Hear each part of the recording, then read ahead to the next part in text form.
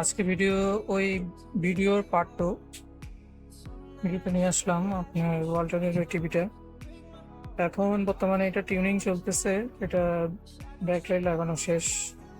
এখন আলোটাও ভালো, কিন্তু আপনার যখন আমি টিভিটা অন করছিলাম অনেকগুলো দাগ ছিল, তো আমি এটার পিছনে আর সময় নষ্ট করতে পারতেছি না।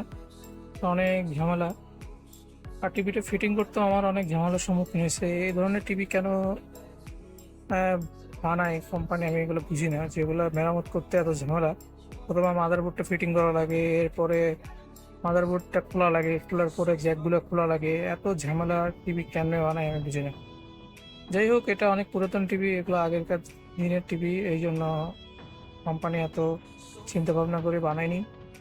যাই হোক, এই টিভিটির কাজটি কমপ্লিট হয়েছে। আমার কাজটি কেমন লাগলো আপনাদের কমেন্ট করিয়েন। আর আমার ভিডিও যদি আপনাদের থেকে ভালো লেগে থাকে তাহলে আমার চ্যানেলটি লাইক দিয়ে দিন। আর যদি আপনারা ইউটিউব চ্যানেল থেকে দেখে থাকেন তাহলে আমার চ্যানেলটি সাবস্ক্রাইব করে রাখেন। ওকে, ধন্যবাদ। আজকের মতো এতটুকু। Life could make you cynical.